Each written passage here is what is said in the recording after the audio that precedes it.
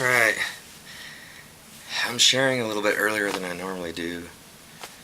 Let's see.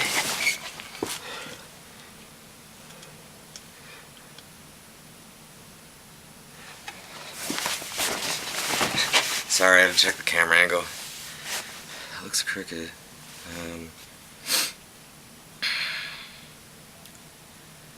Yeah, I normally share later at night, but I just felt the need to do it.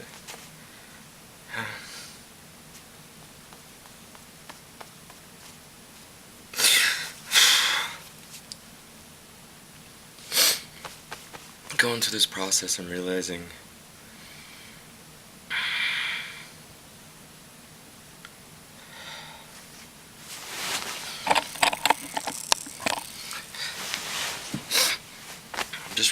how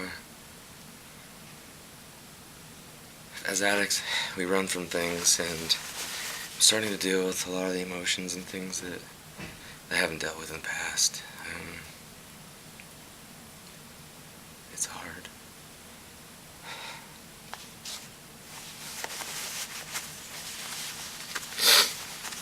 But I'm realizing that I was numbing for a long time to avoid some of the feelings and some of the things, experiences I had in my life that I was too afraid to deal with. You know, fear is a huge reason not to get help. Huge. Fear is also what puts us out here and puts us out there using on the streets or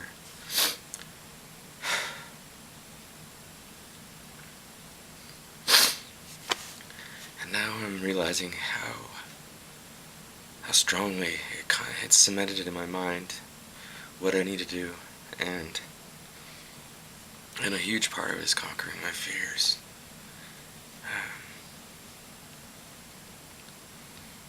You know, as addicts, we're afraid to show our feelings. We're afraid they're going to be rejected again. We're afraid that people aren't going to understand. Or people are going to call us weak. Or people are just going to say, quit doing this, quit being a pussy, you can do this. It's not that easy. I can testify that. This disease, which it is, it's a disease. It's not a conscious choice. For those of you who think that it's just that easy, you don't know. We're not cowards. We're not weak. We're actually the opposite. We're strong individuals with keen minds and kind hearts that want to help other people. But when we're using for selfishly stealing or lying or cheating to get what we want. And so that behavior, that ugly face of this addiction, is all a lot of people see. They don't see people as people. They see somebody with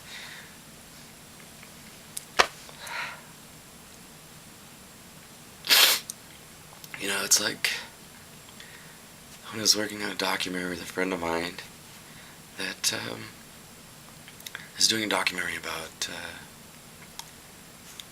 gays and lesbians and other LGBT individuals, and a lot of people think, hey, it's just a choice. They can not be gay if they want to. The only reason why I say that is because I try to make this connection that people are realizing that it's a disease, or not a disease. I have a friend's dad that thinks gayness is a disease and that he can be healed of it, but it's not. But same thing with addiction. It's not always a choice. It is a choice to use, obviously, but with having this disease, it's like I'm just feeding into it and trying to numb my anxieties or numb my fears or numb my depression or numb my feelings. And this is the hardest time for me because I'm having to be real.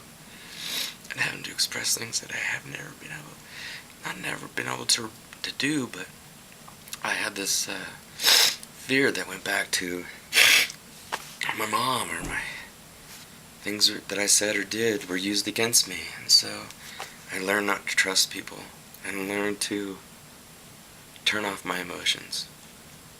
And when I did that, it was so much easier to use because I didn't care. I guess I didn't care about my own emotions or how it affected me, but then after I used, I would feel shame and feel just guilt and remorse. And then that just drove me to go further and further into my addiction. I ask people that are viewing this to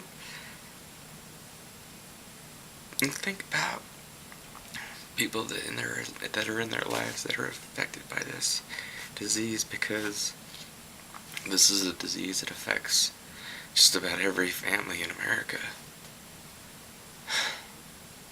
And we don't understand that people with addictions need to have guidance, because we can't fix our broken brains with our broken brains. So we need to have other people that have brains that aren't broken to help us recognize the errors of our ways, because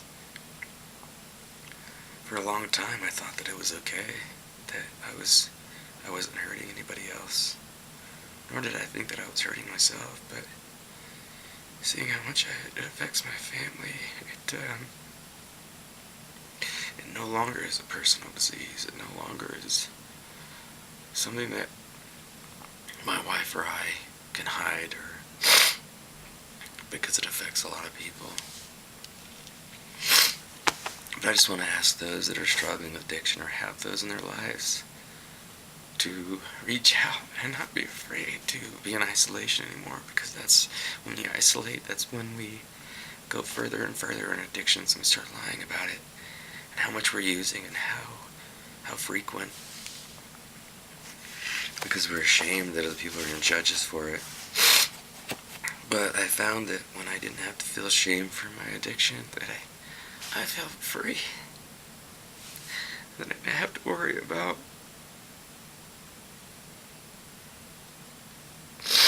the shame that I felt, or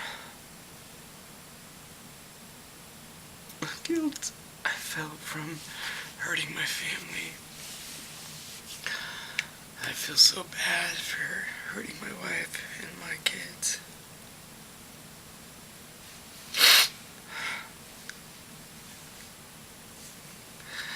What it feels like to be me today, it feels like I feel a lot of love. I feel more love as I've stepped outside of myself and allowed other people to enter in and not been afraid to share things that are personal because of the fear that it's going to be used against me later by my mother or anybody else.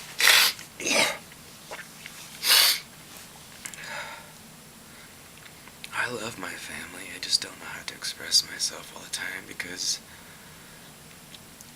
even with my kids or my wife, I had fear that I'd be ridiculed, or I also didn't know how to connect with my kids because I was afraid. They were also a trigger because I was stressed and I would use, and they misunderstood and why I was acting like that, or maybe they thought that I didn't like them or didn't love them, or they knew something was up, but I thought that I was hiding it really well. But I guess the overarching theme here today is what it feels like to be me today is that I don't have to live with that fear. I don't have to live with the irrational fears that I possess, and only try to rely on or listen to the fears that are rational. Like I've talked about, I guess I've talked about in the past about fear and resentments. Those are some of the things that I'm dealing with right now, so it's obviously one we talk about. So I hope that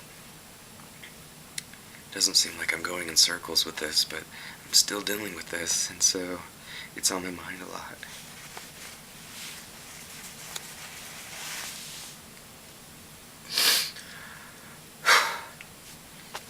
This process is hard, but it's definitely worth it because I know that I'll become a better person, even more self-aware than I am right now.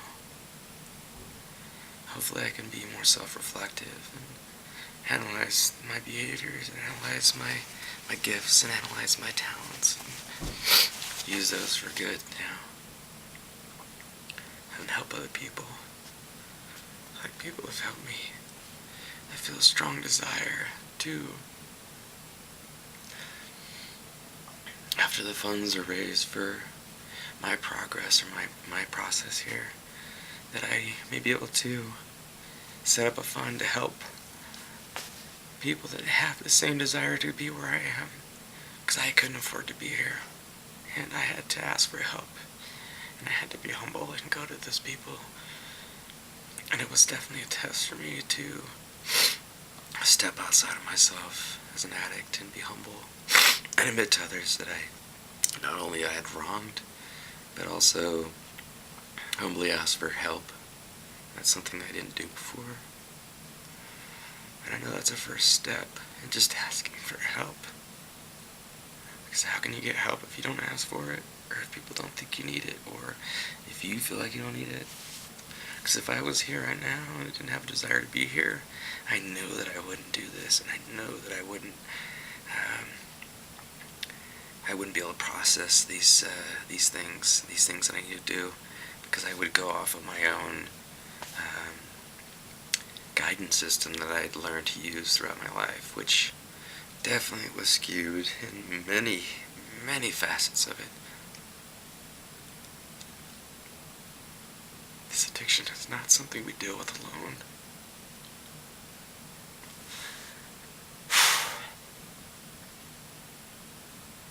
But often our addictions drive us to be alone because we want to be alone. We don't want that judgment.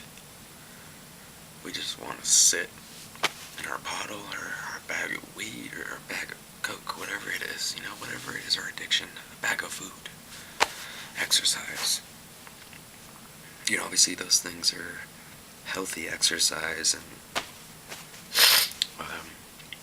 eating right, but, when we take it to the nth degree and overdo it, then that's kind of insanity too, when we are going too far to one side or the other, because obviously we need to be in the middle, so that way we can understand and have empathy for both sides. So that way we can make a good, rational choice. And even the other day, actually yesterday, I was on a hike, and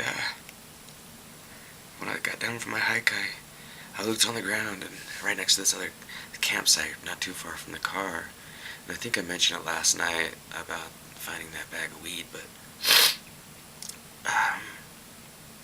it definitely got me thinking, because it doesn't necessarily, I guess it didn't trigger me, because I guess it did, because I saw it and I froze and didn't want to pick it up because I knew it was in there. Even though it might not have been there, my brain thought it was, and it actually turned out to be that it was in there. And as I mentioned last night, I think I did, my memory is still coming back to me. It's still spotty, but that experience taught me that my thinking is skewed, because I thought to myself, yeah, I can probably grab that and smoke it, probably get away with it if I was on an outing or somewhere that I could just fall behind and smoke whatever it was that was in that bag at a later date. I could pull that trigger, and use. But my thinking is changing, because my first instinct was actually to tell a staff member that hey, there's this bag of weed right here, and please help me.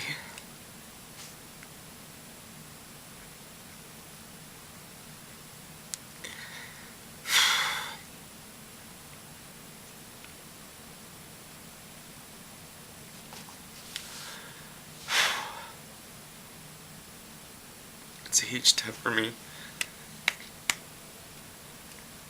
to be humble enough to admit that I am powerless over this. I know I have to constantly work at it. And it's not like some people that can just put it down. You know, like myself, and other people would be able to read something once and pick it up. Whereas I have to look at it several times before I was able to have the comprehension that others were able to ascertain in one read through. But I'm not. That's just another reason for me to analyze my recovery, because I don't always. Well, I get things, but when I'm reading, I don't get it because I get distracted through my ADHD or whatever. So, but what I mean by that is I have to focus a little bit more than other people do on certain aspects to be able to get them.